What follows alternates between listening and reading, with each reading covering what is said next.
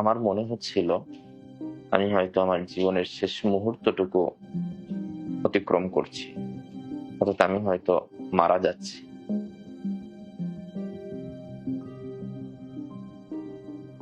এবং একজন মানুষ না, 7-8 জন মানুষ আমার বুকের উপরে উঠে নৃত্য করেছিল।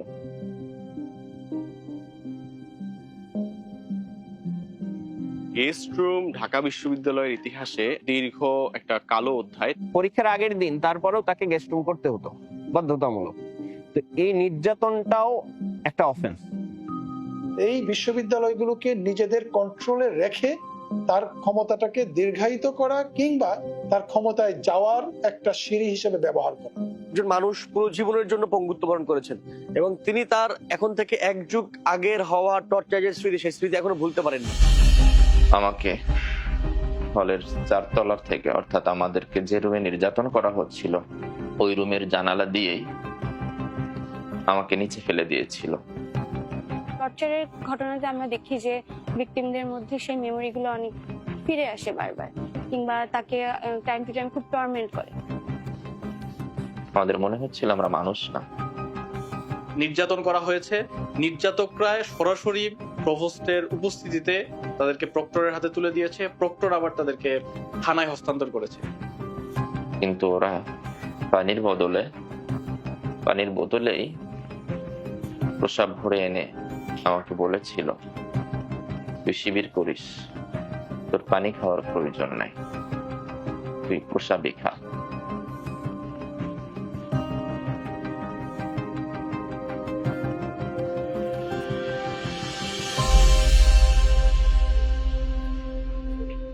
আমি মোহাম্মদ রাকিবুল ইসলাম, ঢাকা বিশ্ববিদ্যালয়ের রাষ্ট্রবিজ্ঞান বিভাগের 2008-9 সেশনের শিক্ষার্থী। আমার হল ছিল হাজী মোহাম্মদ মহসিন হল এবং আমার রুম নাম্বার ছিল 555। দিনটি ছিল 2013 সালের 10ই ফেব্রুয়ারি, যখন আমি ঠিক এই জায়গাটা বসে পড়ালেখা করছিলাম। ইমিডিয়েট জুনিয়র সুমন ও এসে আমাকে দরজায় নক করলো এবং আমি সাথে সাথে দরজা খোলার পরে খুব বাজেভাবে আমাকে বলল যে আপনাকে 462 নাম্বার রুমে গোলাম রসুল বিপ্লবের রুমে ডাকছে। আমি তখন ওর অভদ্রচিত শব্দ চয়নের কারণে বুঝতে পারলাম হলে সম্ভবত কোনো সমস্যা হয়েছে। ওই দিন আমাদের মনে হয় একটা ডিবেট সেশন ছিল, আমি ওটার প্রিপারেশন নিচ্ছিলাম রিডিং রুমে বসে। আসরের নামাজ পড়তে আসছি, তখন বোঝা যাচ্ছিল যে হলে কিছু একটা সামথিং কুকিং, কিছু একটা মানে একটা ফিসফাস চলতেছে, বাট কেউ মুখ খুলতেছে না যে কি হয়েছে। তখন বাইরে থেকে একটা ফোন আসছে আমার মোবাইলে যে নজরুল ভাই, যে হলে কি কোনো সমস্যা। উনি হলের বাইরে থেকে, যে কি হয়েছে তুমি একটু খবর নাও, হলে কিছু একটা হয়েছে। আমি ওখান থেকে আমার শার্ট বের করে, শার্টটা পরেছি মাত্র, প্যান্ট পরে পারিনি। এর মধ্যে মেহেদি হাসান, আহসান হাবিব রানা, গোলাম রসুল বিপ্লব, আবু জাহিদ রিপন, সরকার জহির রাইহান সহ ছাত্রলীগের সন্ত্রাসীরা আমার রুমে চলে আসে এবং আমাকে বলল, তুই শিবির করিস এবং হলের শিবিরের নেতা, অনেক দিন থেকে লুকিয়ে লুকিয়ে এভাবে শিবির করছিস, হলে আছিস। ওরা সবাই ছাত্রলীগ করতো।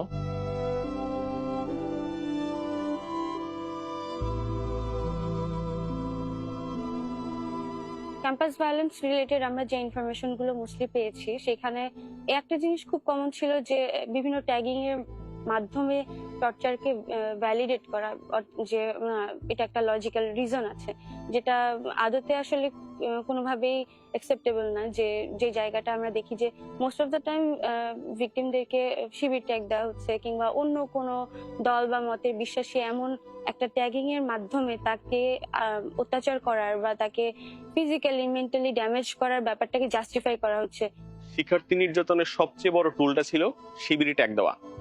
তো এইখানে সবচেয়ে বড় ফায়দাটা লুটতে হচ্ছে ছাত্রলীগ যখন কোনো একটা শিক্ষার্থীকে শিবির ট্যাগ দিতে পারতো, তখন ওই শিক্ষার্থীকে বাঁচানোর জন্য আর কেউই ছিল না। বলা যায় সেই শিক্ষার্থী এমন একটা পরিবেশে পড়ে যাইতো যেখানে তার এই দুনিয়াতে তাকে সেভ করার জন্য কোনো সেভিয়র থাকতো না। 2013 সালের ফেব্রুয়ারির যে ঘটনা, তার 2 মাস বা 3 মাস আগে আমার যেটা রুম 5 তলায় ওটাতে শিফট হই আর কি। আমি যখন 552-তে শিফট হই, তার উল্টা পাশে 555 রাকিব ভাইয়ের রুম। মানুষ হিসেবে উনি চমৎকার ছিলেন।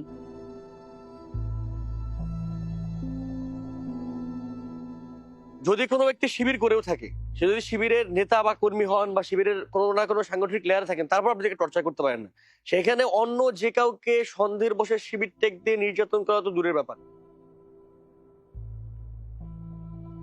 আমার রুম নাম্বার ছিল 555। আমার রুম থেকে ছাত্রলীগের সন্ত্রাসীরা আমাকে জোর জবরদস্তি করে ধরে নিয়ে এই পথ দিয়ে আমাকে ধরে নিয়ে 4 তলার 462 নাম্বার রুম, যেটা ছিল ছাত্রলীগের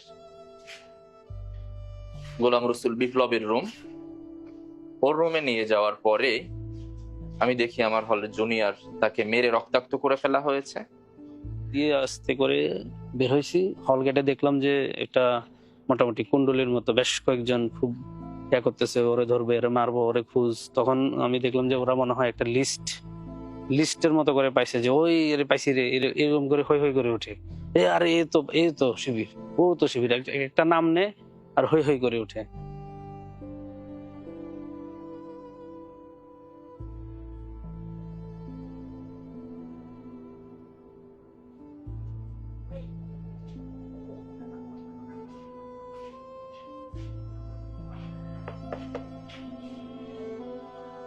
খুলবেন?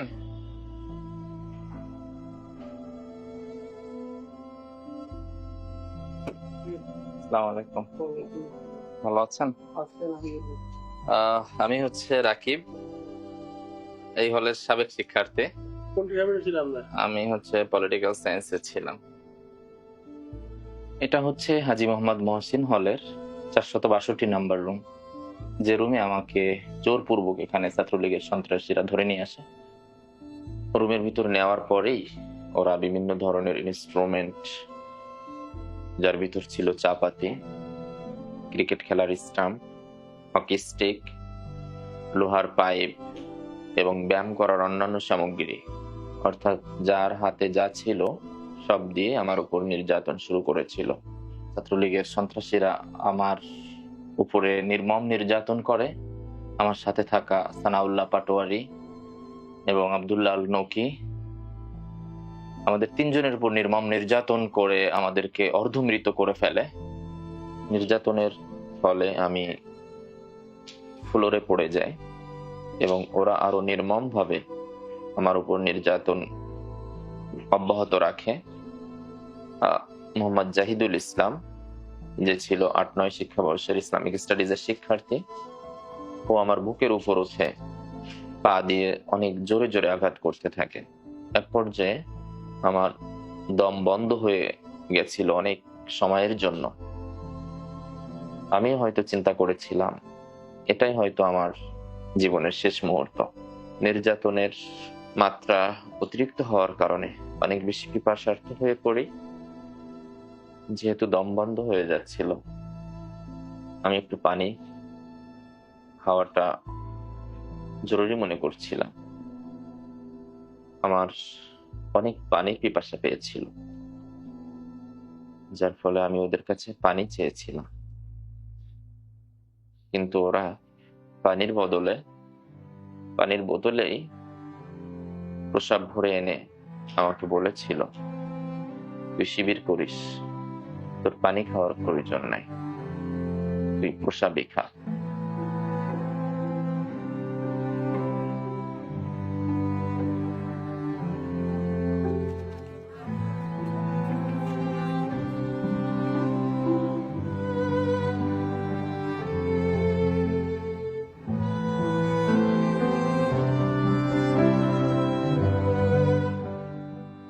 খাটের উপর সানাউল্লাহ ভাই বসেছিল এবং তার এই 2 পায়ে এত জোরে জোরে ওরা আঘাত করছিল, আমার মনে হচ্ছিল প্রতিটা আঘাতে সানাউল্লাহ ভাইয়ের পা ভেঙে যাচ্ছে। সানাউল্লাহ ভাইয়ের পা ফেটে অনেক বেশি রক্তক্ষরণ হচ্ছিল, যার ফলে রুমের অনেকাংশে সানাউল্লাহ ভাইয়ের পায়ের রক্ত দিয়ে ভেসে গেল। তখন গোলাম রসুল বিপ্লব বলল, আমার রুম শিবিরের রক্তে অপবিত্র হয়ে গেছে। সানাউল্লাহ ভাই সেন্সলেস হয়ে পড়েছিল। নকিকে পাশের রুমে নিয়ে যাওয়া হয়েছিল আর আমি ফ্লোরে পড়েছিলাম, কিন্তু আমার সেন্স কিছুটা কার্যকরী ছিল। নির্যাতনের এক পর্যায়ে ছাত্রলীগের সন্ত্রাসীরা আমাকে এই জানালা দিয়েই নিচে ফেলে দেয়।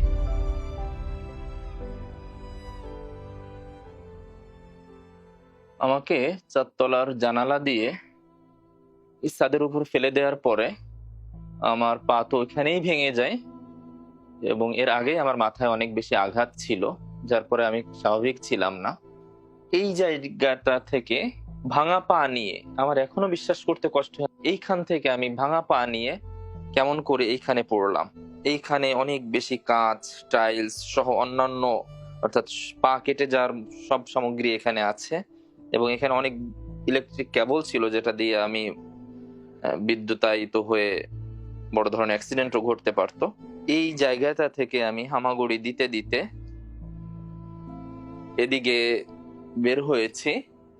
বের হয়ে আমাদের মহসিন হল এবং সূর্য সেন হলের আবাসিক শিক্ষকদের যে কোয়ার্টার এর সামনে যাই। সামনে যখন আমি গেলাম তখন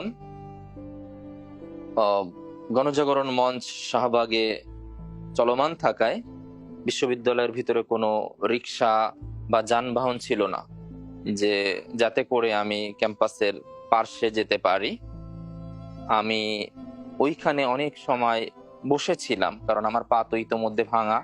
এরপরে আবার এই কাচের এখানে পড়ার পরে কাচে আমার পা অনেক কেটে গিয়েছিল। আমি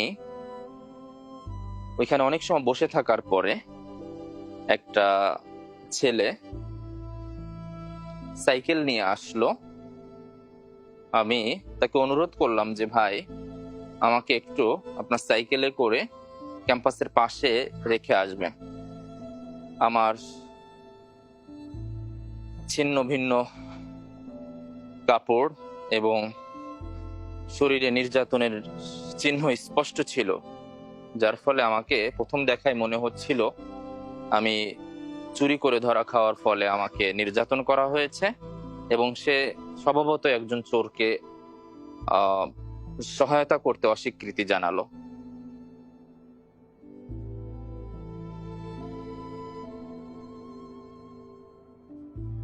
আমি রিক্সা বা কোনো যানবাহন না পেয়ে ওইখান থেকে হামাগুড়ি দিতে দিতে রেজিস্ট্রার বিল্ডিং এর এই গেটটা দিয়ে এই ভিতরে প্রবেশ করি, এবং এইখানে একটা বাস ছিল পরিবহন পুলের, বিআরটিসির বাস। আমি সেই বিআরটিসির বাসের তলে নিজেকে আত্মগোপনে রাখি। এর 5 থেকে 10 মিনিট পরে হলের ছাত্রলীগের সন্ত্রাসী অনেকেই দ্রুত এখানে চলে আসে, হয়তো আমার পায়ের রক্তের দাগ দেখে বা অন্যের কারো থেকে ইনফরমেশন পেয়ে আমাকে এসে, তখন তো ইতিমধ্যে রাত হয়ে গেছে, আমাকে বাসের তল থেকে টেনে বের করে এদিক দিয়ে নিয়ে যায়। আর সময় তারা আমাকে বলে হাঁট। তখন আমি বললাম আমার 2 পা ভেঙে গেছে, আমি হাঁটতে পারবো না। তখন ওরা আমার এই ভাঙা পায়ের উপরে আর এক দফা নির্যাতন চালায়, এবং আমাকে 2 হাত ধরে চাউলের বস্তা বা অন্যান্য জিনিসপত্র আমরা যখন যেমন করে টানি, এমন করে এই পিসের উপর দিয়ে আমাকে টানতে টানতে নিয়ে সূর্য সেন হলের এই কর্নার দিয়ে আরো খানিক দূর নিয়ে যায়। নিয়ে যাওয়ার পরে একটা রিক্সা চালক আসে। তখন ওই রিক্সা চালক, আমরা যেখানে পা রাখি, পা দানি বলি, বস্তার মতো করে আমাকে ওই পা দানির ওইখানে ওরা রাখে, এবং আমাদের মহসিন হলে আবার আমাকে নিয়ে যায়। নিয়ে যাওয়ার পরে আবারও সেই 4র্থ তলায় 462 নাম্বার রুমে নিয়ে আবারও আরেক দফা নির্যাতন করে।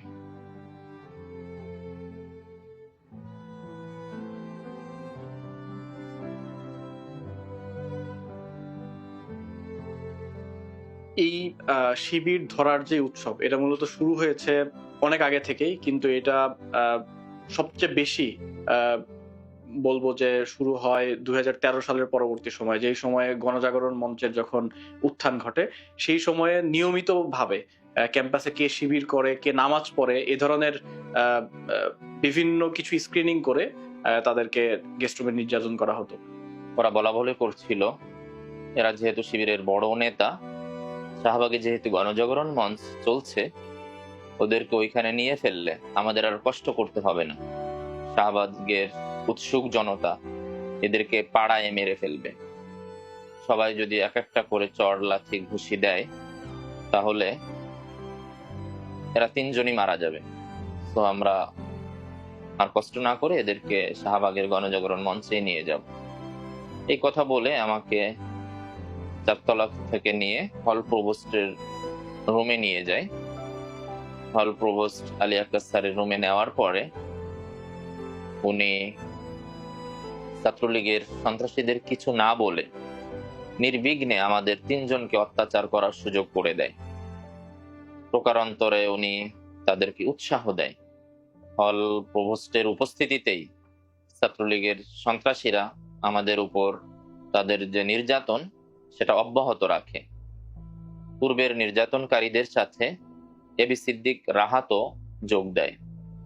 এসে সে নোংরা ভাষায় আমাদেরকে গালিগালাজ করতে থাকে।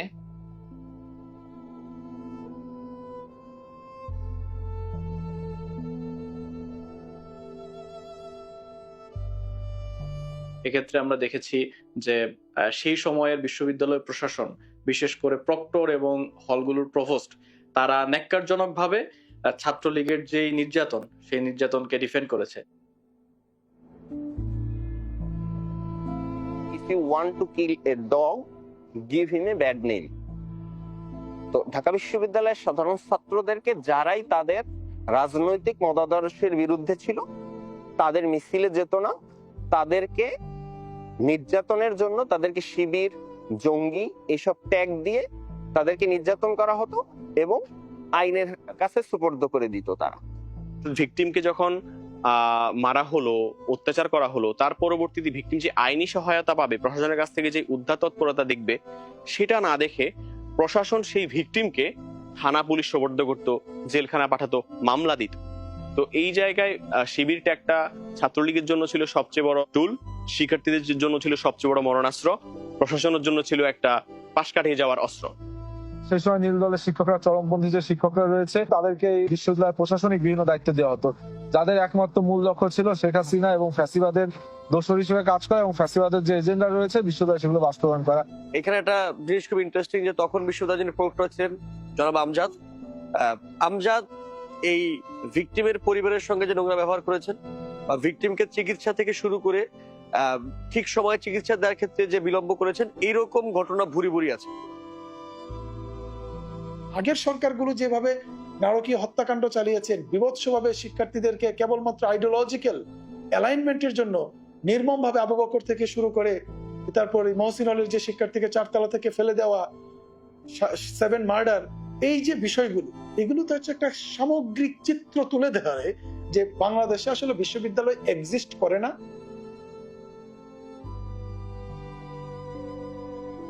হল থেকে আমাদেরকে বের করে পুলিশের গাড়িতে তুলে দেওয়া হয়। তখনও আমি ধরে নিয়েছিলাম আমাদেরকে শাহবাগের গণজাগরণ মঞ্চেই নিচ্ছে। এর কিছুটা পরে আমরা বুঝতে পারলাম যে আমরা ঢাকা মেডিকেলে আছি। ইমার্জেন্সি সেকশনে আমাদেরকে নেওয়া হলো। আমাদের সকলের অবস্থায় অনেক বেশি খারাপ ছিল এবং তারপরে আমার পায়ের এক্সরে করা হয়। এক্সরে করে দেখা যায় যে আমার বাম পা 7 টুকরা হয়েছে এবং ডান পা 6 টুকরা হয়েছে। সেই অবস্থায় পুলিশ প্রহরায় আমি ঢাকা মেডিকেলে 10 তারিখ থেকে নিয়ে 14 তারিখ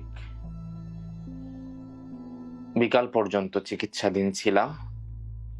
আমার পরিবার, আমার বাবা মা সবাই ধরে নিয়েছিল যে আমাদের ছেলে আর বেঁচে নেই, অর্থাৎ আমি মারা গেছি। তারা ঢাকা মেডিকেলে আমার লাশ রিসিভ করার জন্য এসেছিল, কিন্তু আল্লাহর ইচ্ছায় ওরা যখন আমাকে ফেলে দিয়েছে তখন আমার মাথাটা নিচে আগে না পড়ে পাটা পড়ার কারণে পা ভাঙার উপর দিয়ে আমার মাজার উপর দিয়ে গিয়েছে। ভালো চিকিৎসার জন্য, উন্নত চিকিৎসার জন্য প্রাইভেট হসপিটালে নেওয়ার জন্য চেষ্টা করে। তখন বিশ্ববিদ্যালয় প্রশাসনের সাথে যোগাযোগ করলে তখন বিশ্ববিদ্যালয়ের প্রক্টর AM আমজাদ আলী বলে, রাকিব ছাত্র শিবিরের অনেক বড় নেতা, ওকে ছাড়া যাবে না, ও এতদিন হলে থেকে ছাত্র শিবির করেছে, এর জন্য ওকে শাস্তি পেতেই হবে। যখন ওনাদেরকে অনুনয় বিনয় করতে শুরু করে তখন ওনার ব্যবহার এত বেশি অমানবিক হয়ে যায় যে আমার মা, বৃদ্ধ মানুষ, ওনার ব্যবহারে হাউ মাউ করে কেঁদে ফেলে।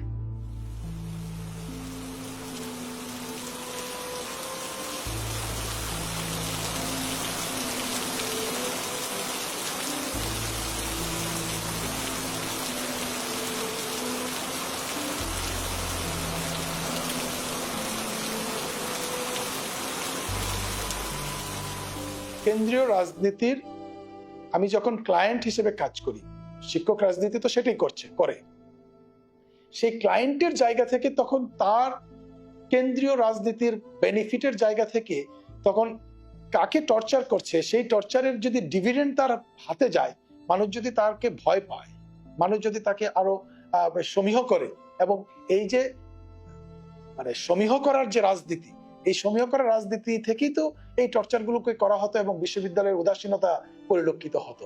অর্থাৎ তার যে উদ্দেশ্য ছিল তার আধিপত্য বিস্তার রাখার জন্য কাউকে টর্চার করা, কাউকে বিচারহীনতার মধ্যে ফেলে দেওয়া, এইগুলোর মধ্য দিয়ে তাদের একটা উদ্দেশ্য ছিল যে কোনোভাবে সরকারকে টিকিয়ে রাখার জন্য এই বিশ্ববিদ্যালয়গুলোতে আমাদের আধিপত্য বিস্তার রক্ষা করতে হবে।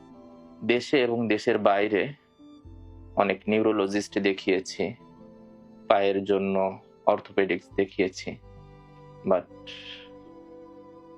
পরিপূর্ণভাবে সুস্থ হওয়া আমার দ্বারা সম্ভব না। নির্যাতনের মাত্রা এতই ছিল যে দেশে এবং দেশের বাইরের উন্নত চিকিৎসা আমাকে সুস্থ করতে পারে নাই।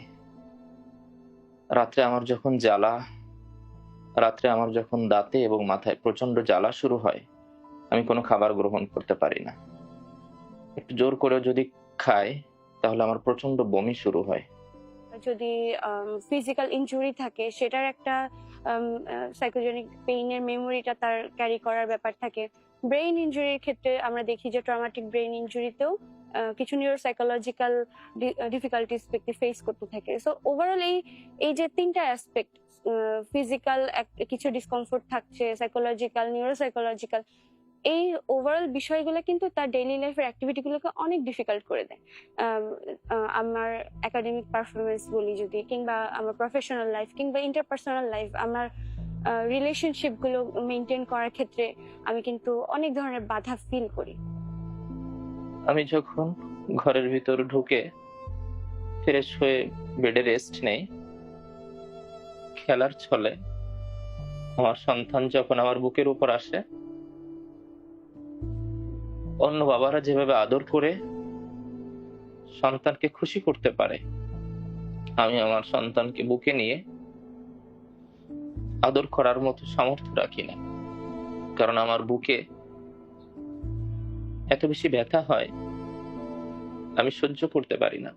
স্বাভাবিকভাবে যেখানে আমি নিঃশ্বাস নিতে পারি না, সেখানে আমার সন্তানকে আমার বুকে নিয়ে আদর করার মতো শারীরিক যে সুস্থতা, এই সুস্থতা ছাত্রলীগ কেড়ে নিয়েছে। আমি যতটুকু বুঝছি যে ওনার ওই যে নির্যাতনের যে ইম্প্যাক্টটা ওনার শরীর এবং ব্রেনে, ওনার যেহেতু মাথায় প্রচুর আঘাত করা হয়েছে, তো আমরা দেখতাম যে উনি এক কথা বারবার বলতেছে এবং উনি অনেক কিছু ভুলে যেতেন। উনি অনেক কথাই মনে রাখতে পারতো না, মানে অনেক নাম ঠিক মতো বলতে পারতো না, ভুল নাম বলতো, বা একদম কনক্রিট যে স্মৃতি ওটা উনি ভুলে গেছে। সর্বশেষ কিছুদিন আগেও দেখলাম যে ভাই এখনো পুরোপুরি সুস্থ হইতে পারে নাই। ওনার শারীরিক তো ট্রমা আছে, মানসিক ট্রমাটা মনে হয় এখনো উনি উতরাইতে পারে নাই। আমার অনেক ইচ্ছা হয় আবার সন্তানকে কোলে নিয়ে দর্শনীয় স্থানগুলা ঘুরতে, তার ছোট্ট পায়ে অনেক ব্যথা করে, যার ফলে আমাকে কোলে নিতে বলে।